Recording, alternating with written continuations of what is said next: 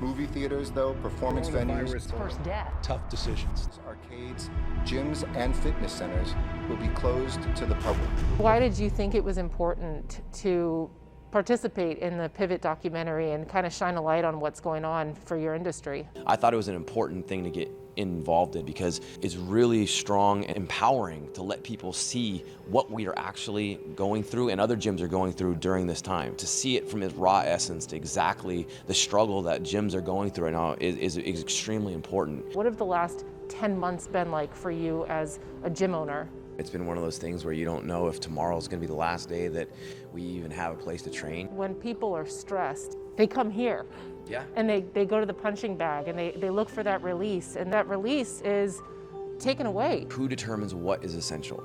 You know, we talk about these businesses are essential, but they're not taking into account the mental essential needs that we have, the physical essential needs that we have. For me, this is stuff that literally has changed my life and saved my life. So that's the general thing that all of our members and people reach out to us on a daily basis. They're saying like, I'm losing my mind, I'm gaining weight, I don't feel right. So I mean, that's generally what we're hearing from everybody, not just in my academy, but I'm talking gyms around the world. There is a certain part of the population that would oppose you and say that people are dying. What do you say to that? Well, I've heard that as well. I have friends that have lost family. I have other people that have been extremely sick, and I'm not saying that there isn't a real serious issue. There is. But do I open my doors and risk getting the infection, or do I close my doors and risk going broke and not being able to put food on my table and a roof over my head for my family? Some of my rents are well over $100,000 a month. So you go 7 months with zero revenue. I've accrued over $1 million in debt that is signed to my personal name. We also had the EIDL loans where the government stepped in. Thank God they did, we'd be done already. But then I've got to personally sign that for debt. Then you pay that to make sure you're doing the right thing, you're taking care of your employees. And then all of a sudden, that money runs out. Well, at the end of it, a lot of these business owners are stuck with millions of dollars of debt.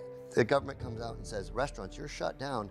There's a family there, there's people there, there's employees right before Christmas that are literally going to have no means to make it. Gyms are just one of the many places that we have the opportunity to feel a sense of community, to feel a sense of engagement, to release endorphins for our mood. The simple act of being able to get together and being amongst each other and feel supported and lifted up has been taken away, but for good reason. Therein lies the dilemma.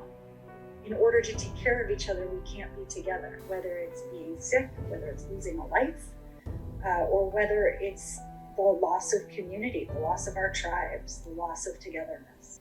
Your heart can't take just laying off these people, and you know that they're going to be coming upon hard times. It's just tough, you know, we're doing what we can, and every day I don't know if it's enough.